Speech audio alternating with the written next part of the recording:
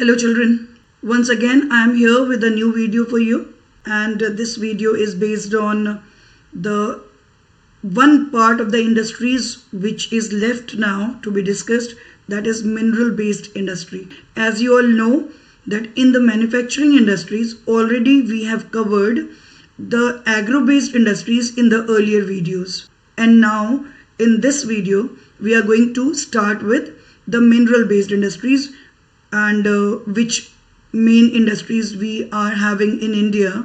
All these we have to discuss. Now first of all, as we start with this, I again request you all to please share the link with your friends and classmates, and don't forget to subscribe the channel also.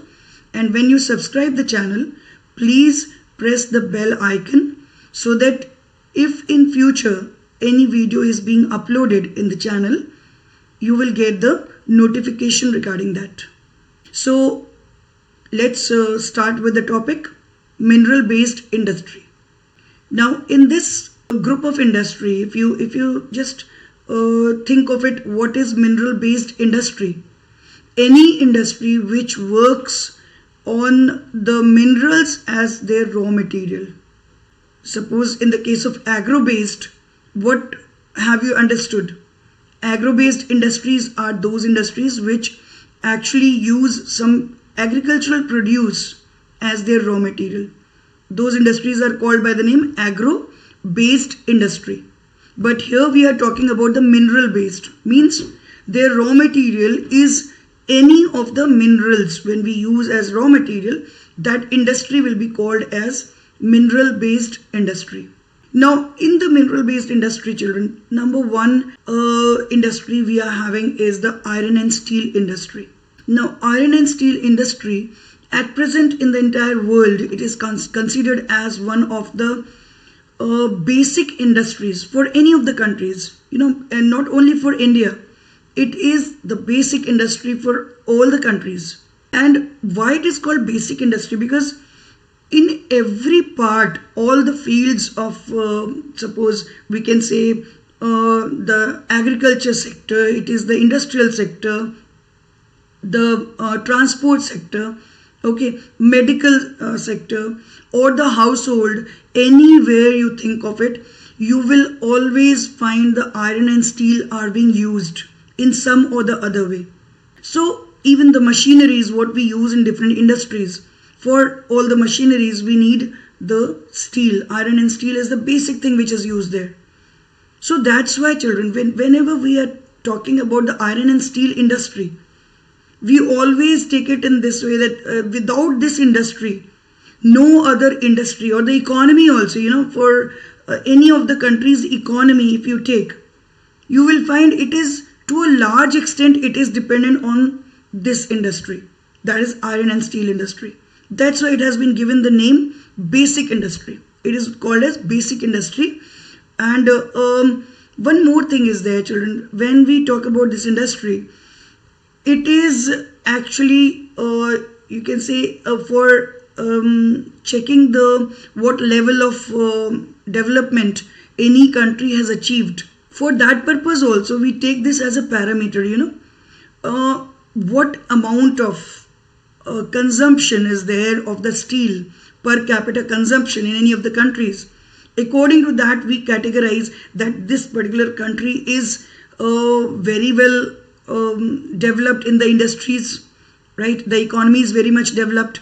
Or if the country is having less consumption of per capita consumption of iron and steel, so that is categorized as less developed.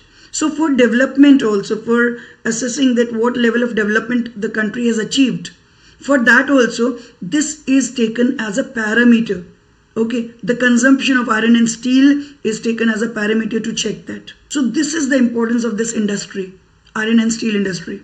Now when we start with this iron and steel industry, for that the basic thing you should be very clear that for this industry, what are the basic raw materials required? For any of the iron and steel industries, always the raw materials which are required are first of all iron ore itself, right? The coal is there, manganese, limestone, scrap iron, then chromate, feldspar, silica, then you can say flux and fuel. All these are considered as the basic raw materials which are required for the working of any of the iron and steel industry. So wherever these industries are located, always it is very well understood that all these raw materials are available close by, because this is an industry which is considered as it is categorized as the heavy industry. That means its raw materials are quite heavy. Moreover, its product also is very heavy. So that is why generally these such industries are always located close to the raw material areas. And if we are used minerals in this, so naturally we are going to locate the industries very close to the mining areas for iron ore, coal, manganese and all these. Now let's start with this. Again, one very important thing is there to be discussed before we start with the next part of it.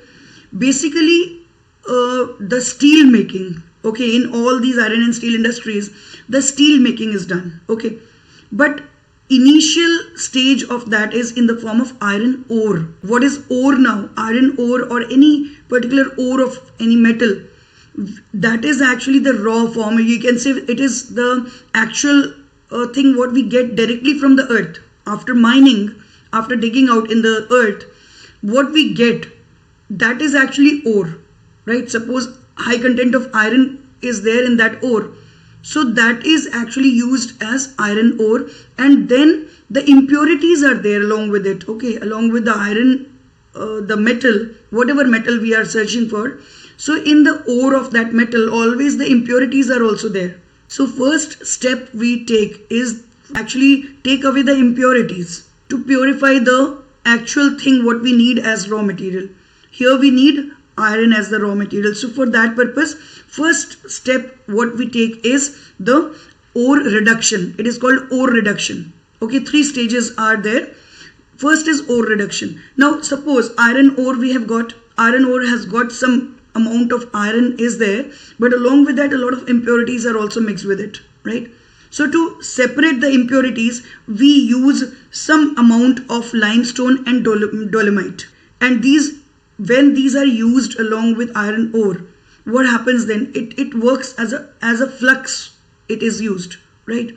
So what happens then? Suppose the molten iron, it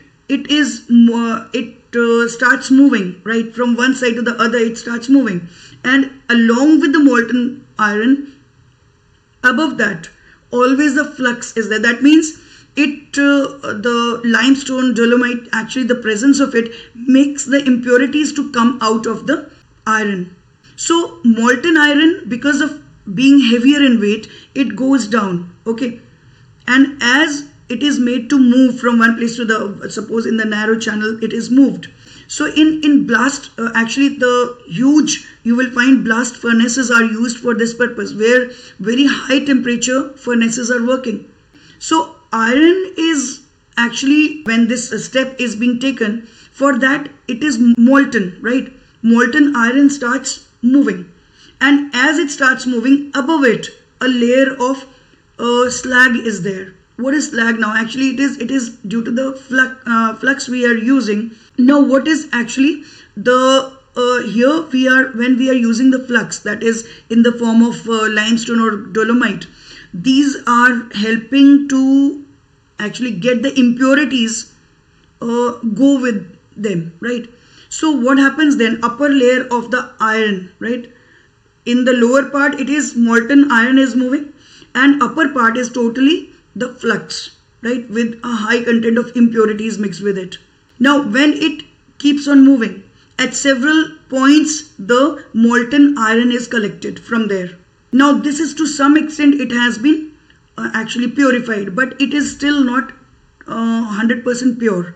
Some amount of impurities are still there with this iron, and this iron which is taken out in this process, that iron is termed as, this iron is called as the pig iron. Pig iron. The use of pig iron is basically in the wrought iron. It is used, right, for especially for the rough use, because it is not so good in quality. So its use is basically in the rough use, wherever we use the iron, there this particular type of iron is used. Now in the next stage, actually that is called as a steel melting furnace. In the steel melting furnace, what happens now? The pig iron is taken. Now this pig iron is passed through that furnace, and there actually the rest of the impurities are taken away with the help of deoxidation. Clear? Now along with that, hardening of the iron is also going on side by side. That actually is called as a steel making furnace. Right now it is turning into steel, and then at the last step actually it is called as the rolling mills, and in the rolling mills the steel which has come out now, it reaches in these mills, and then it is turned into several ingots, right? INGOTS, ingots these are called. These are cylindrical huge masses of you will find the steel is there, and along with that several sheets are made out here, and in this form then it is supplied to the different industries, and there those industries, according to their requirements, they convert that steel into whatever thing they want. So basically in the iron and steel industries, these three stages are actually going through. These are completed within the iron and steel industries. The basic you will find where the steel making actually involves these three stages. And then now come to the steel industries which we have in the private sector and the public sector.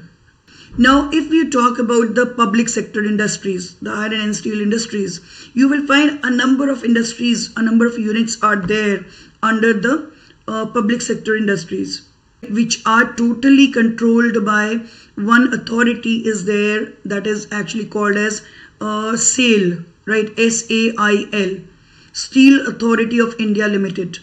That is an authority which looks after all the working of the public sector, all these iron and steel industries. These are totally controlled by SAIL, and these include basically 5 major units you will find, and some mini steel plants are working, and some specialized units are also working which produce certain specific product. So these all are under the control of Steel Authority of India Limited. Now the next part of it is actually the private sector. In private sector, one company is there, one private sector industry is there, which is actually leading the entire iron and steel industries all over India, and it is actually Tata Iron and Steel Industry. It is also called by the name TISCO, Tata Iron and Steel Company. And this Tata Iron and Steel Industry, actually it was started first of all by Jamshedji Tata, and the location of it is actually at Sakchi it was located. Now the place at that time, it was started as a small undertaking, but now it has become a huge sized industry. Now it is covering a major part of our economy, and this is actually working as a base for all the industries all over India. Now when we talk about TISCO, Tata Iron and Steel Industry, in that you will find, children, first of all the location where it is situated. Before that, when it started working, this is actually such a large industry, large scale industry, that it is considered as world's 7th largest steel company. In regarding its production as well as turnover, it is considered as till date, it is the 7th largest steel company in the world. So you can just imagine how big it is. And moreover, this industry was started in 1907. 1907 it was started by Jamshedji Tata. And since that time, actually started working full-fledgedly in 1911. And since that time, it is continuously working, and at present also it has increased its you can say the different fields it has reached now. Earlier it was totally dealing with the iron and steel and the automobile sector, but now it is actually reaching in the different fields, like you will find the medical field also, the defense sector also, in the airways also. So in the different fields you will find now it has reached. Now let's talk about, this is the main industry of Tata Group, is the Tata Iron and Steel Company. Its main work is this, right? Now let's talk about this. Sakchi, the place where it first started, now it is called by the name Jamshedpur, and it is also many times called as Tata Nagar. Tata Nagar, actually it is a part of Jamshedpur, right, in Jharkhand. Now what are the different sources of its raw material, what it needs? Let's check that. Number one, the basic raw material what it needs is the iron ore, and iron ore is obtained from two sources. Okay, you can see here. Number one is Singhbhum, right, Jharkhand, and number two is Mayurbhanj and Bonai. Actually these are the iron mines. So these are iron reserves are there in Odisha, and from there it is supplied. Then next is the water availability. Water supply actually is given by the two main rivers. One is Kharkai and the other is Subarnarekha. These two rivers, children, these two are, though these are very small streams, but they carry a lot of water throughout the year, right? That means these are perennial rivers, and these rivers actually provide sufficient water, whatever is required by this unit, this industry. So the water supply is totally fulfilled by these two sources, that is the two rivers Kharkai and the Subarnarekha. Now next is the coal, right? From where the coal supply is it is getting. It gets the coal supply from Jharia. Jharia is coal mine very close by. So from there the coal is supplied to it. And along with this, it is getting actually the power supply from the Jharia and Talcher. All these are the thermal power stations very close by. Along with that, it is getting the hydel power also from the Damodar Valley project. A very cheap hydel power, because always, for if we have to choose for the thermal and the hydel power, always we prefer to take the hydel power because it is cheaper also. Moreover, it causes very less, or you can say negligible, very less amount of waste, or the pollution is actually produced as a result of that. Okay, when the hydel power is produced. So in that case, if you compare that with the thermal power, there a lot of pollution is being caused. We are using the coal in large quantity, which is actually present in limited quantity with us. So there we are exhausting the coal also. Next, in certain cases, we actually take the wood from the forested area. We cut the trees, and these are taken as the coking coal.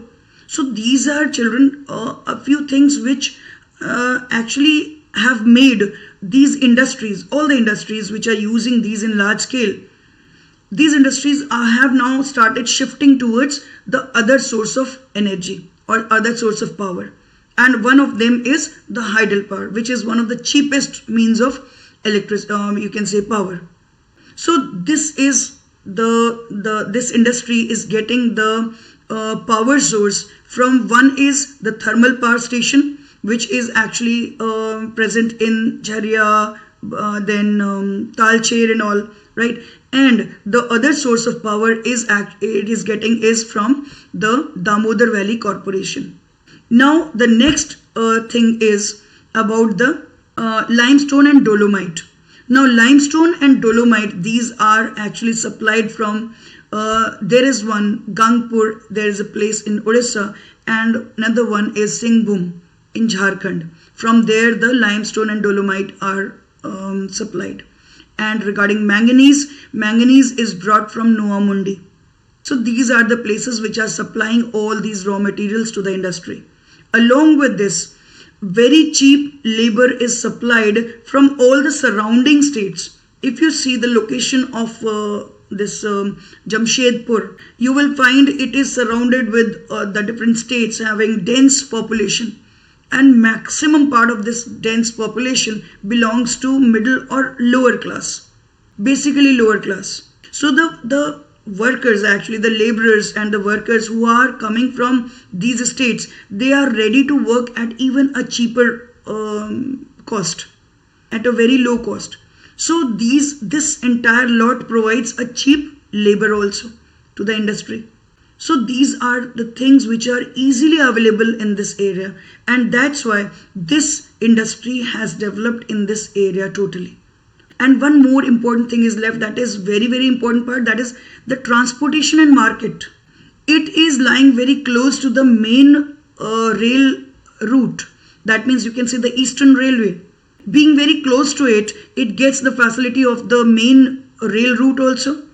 And it is well connected with all the major cities of the country by very good roads. And one more thing is there along with this, it is getting one of the big cities, metropolitans of India, that is Kolkata, very close to it. So it is getting the benefit of Kolkata. In what way? One side it is getting actually the benefit of Kolkata in the form of a big market, and besides that it is providing a port facility also. Kolkata and Visakhapatnam, these are the two ports lying close by. They provide the port facility to the industry. So the port facility means what? It helps in import and export easy. You can say easy going way, right? Because the port is very close by. So it's very easy for the goods to be sent to the port, and from there it is exported out to the other countries. So these are a few things, children, which have made this industry to develop within that area. Now, what are the basic products which we get from this particular industry? In the basic products what we get, number one is the carbon steel, number two is the acid steel, and number three is it is actually providing a special alloy steel which is basically used in making the bulletproof armor plates. So for that purpose also it is producing these alloy, and these three are the main products we are getting from this industry. So I hope this much is very clear to you, children. Now come to the next one. The second steel plant we have to discuss here is the Rourkela steel plant. Now this Rourkela steel plant is actually, it was started in collaboration with a German company, right? And its name was Krups and Demag. Krups and Demag. And in which year it started? In 1959 it started working. And now come to the location of this steel plant. The location of the steel plant is actually at the confluence of two important rivers, and these two rivers are basically one is the Sank river, right, and the other is Koel river, Koel. Koel is also many times called as Brahmani river. This much is clear. So the location is very important in actually different ways. Now the next thing we have to study here is regarding the raw materials. How it is getting, from where it gets the iron ore supply, from where it gets the coal supply, hydel power and all that, right? So let's talk about the first one, iron ore. First of all, the iron ore, it gets from the Bonaigarh, Mayurbhanj and Keonjhar districts. Mayurbhanj and Keonjhar districts are the main from where the iron ore is supplied to this. Coal is obtained from Raniganj, or you can say Korba, Jharia, Talcher. These are the thermal power projects which are working there close by. So they provide the thermal power also. Along with that, coal is supplied to this plant from Jharia coalfield. Raniganj, Korba, Jharia, these are the coal fields in that area. So it is supplied from these coal fields. Then comes the electricity, power supply. So one, just now I said that thermal power it is getting from these thermal power stations. Along with that, it is getting the hydel power supply also from the Hirakud power project. Hirakud hydel power project is actually in that region only. You will find very close by it is present, and it is working on the Mahanadi river. So it provides a cheap electricity, hydel power, you can say hydroelectricity to this plant.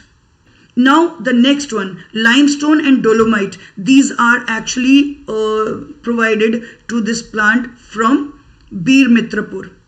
Right, Bir Mitrapur actually supplies the limestone and dolomite to it.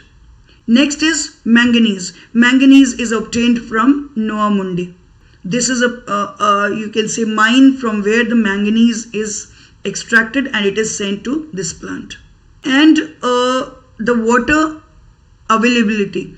Water is again here also the water is required in large quantity. So the water is provided to this plant from two sources.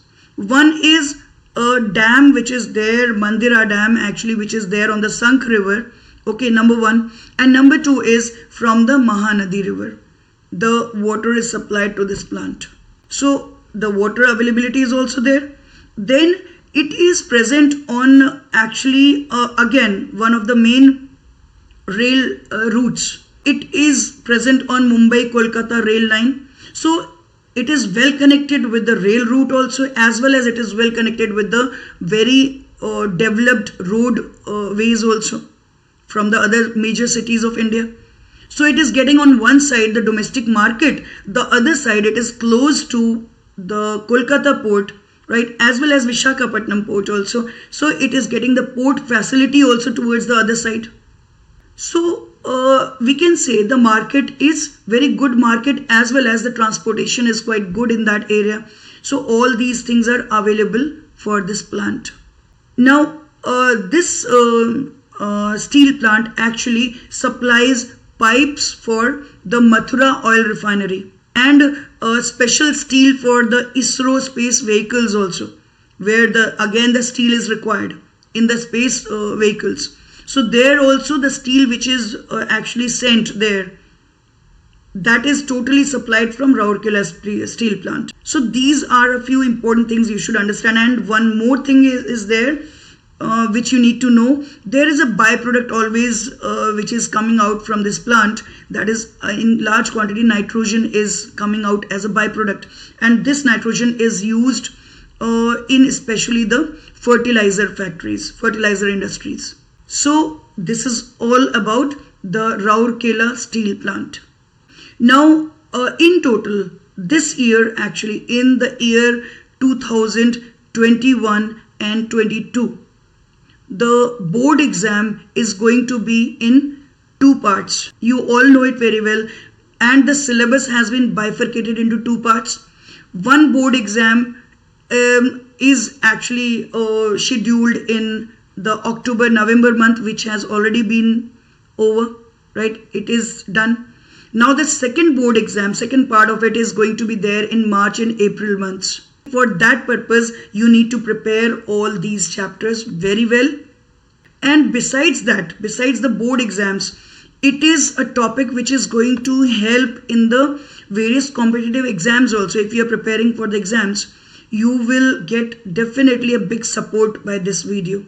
So and one more thing is there is actually a reduced syllabus which has been introduced by the council this time. So according to the reduced syllabus, you just have to cover these two steel plants, and that is there in this video. Okay, I've tried my best to cover each and every point under this particular industry.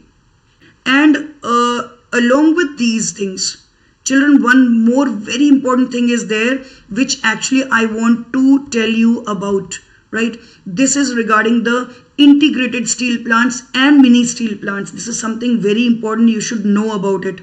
Okay, now what is an integrated steel plant? You can see here the definition of it is given.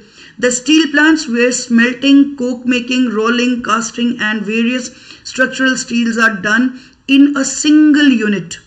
All the different processes are actually done in a single unit at the same place. In different parts it is done.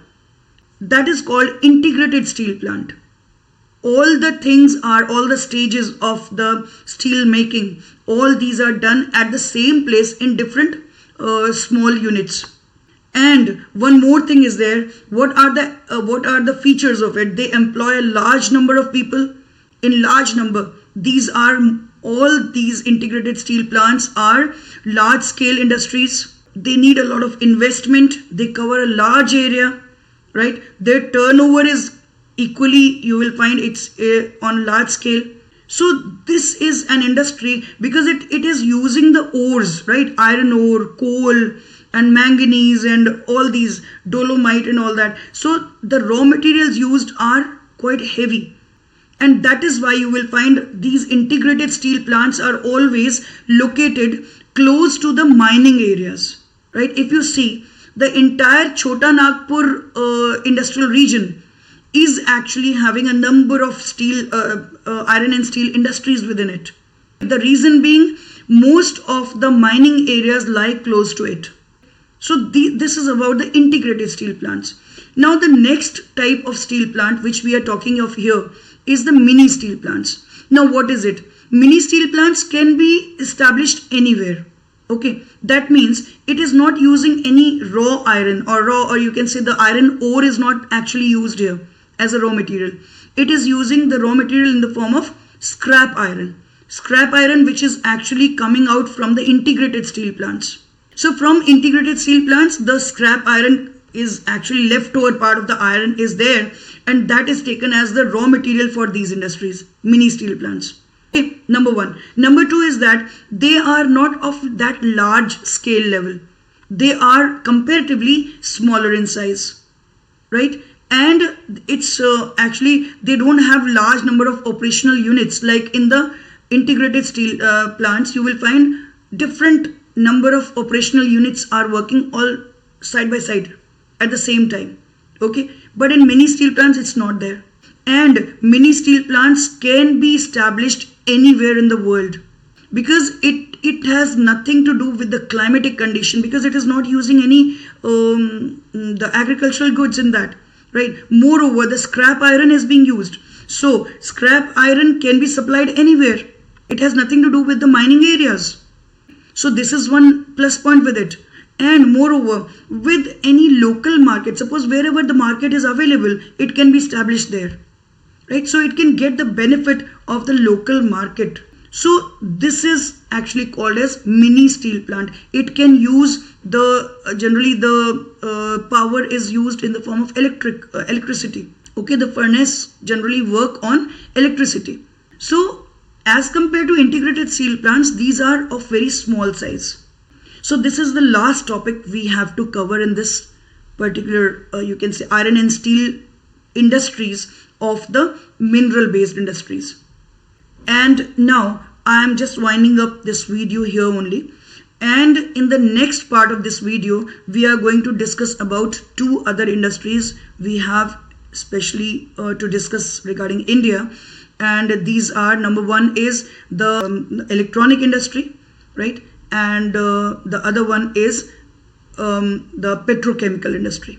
So these two industries we are going to discuss in the next video. So till then, once again, before I leave, I must remind you to share this link of this video with the other friends of yours, and subscribe the channel. And don't forget to press the bell icon also. Okay. So see you soon in the next video. Bye.